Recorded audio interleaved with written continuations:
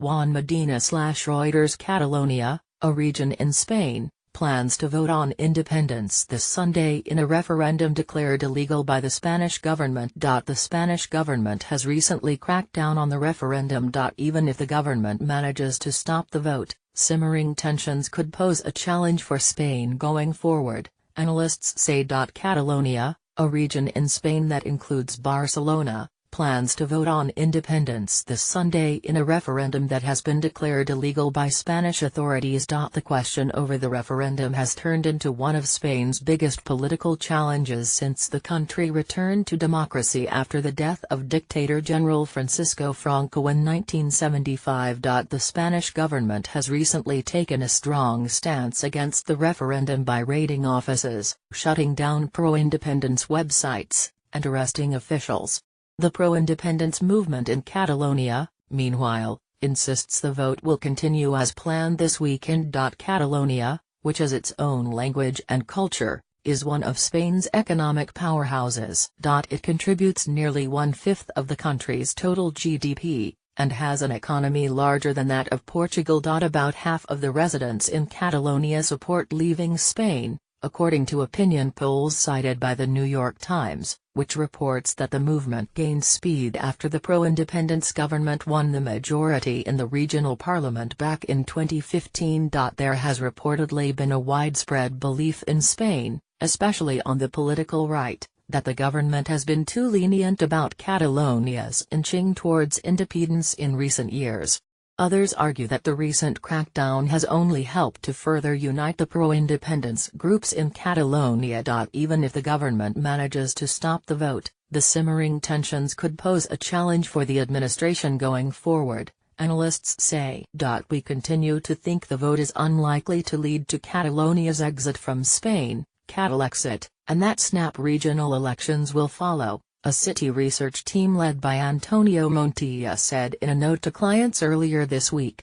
We stress, however, that the risk of even larger confrontations between the sides post-referendum is rising. Tensions rising between Madrid and pro-independence movement. Tensions between the regional Catalan pro-independence government and the central government in Madrid have escalated significantly in recent weeks. And the government of Prime Minister Mariano Rajoy, who was described earlier this year as famously cautious, recently made unprecedented efforts to halt the referendum. Last week, Spanish police raided 3 regional government offices in Catalonia and arrested 12 senior officials.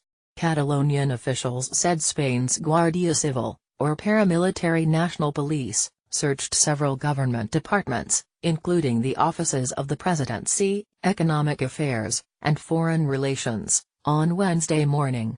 Madrid also shut down websites and advertising campaigns promoting the vote, sent thousands of police officers from outside of the region, and raided the offices of the companies that would print the paper ballots, according to the New York Times. Jonathan Ernst/Reuters. The Spanish government has taken control of Catalonia's essential public spending, a move that might suggest Madrid is taking a step forward to clamping down on the region's fiscal autonomy, Montilla argued. U.S. President Donald Trump said earlier this week that Spain is a great country, and it should remain united, while State Department spokesperson Heather Nauert said earlier this month that the U.S. has no position on the referendum. Tensions go back decades, but taxes appear to be a recent sore spot. Tensions between Catalonia and Spain go back decades. According to Bloomberg, the region's push for autonomy was a factor in the Spanish Civil War. Afterwards, the Franco regime cracked down on the language, on Catalan institutions, and on the people themselves. After the dictator's death, the Spanish Constitution of 1978, which says the nation is indivisible, gave Catalonia language rights and control over its healthcare and education. Recently, nationalists in Catalonia have pointed to the region's language and culture, and have argued that it subsidizes the rest of Spain in an unfair redistribution of tax revenues. The region pays about €10 billion, $11.8 billion, more in taxes than it gets back, according to data from the Spanish Treasury, as cited by Reuters. By comparison, Andalusia, the poorest region, gets almost €8 billion, $9.4 billion, more than it pays. One key explanation for the rise in independence supporters in the past few years is tax.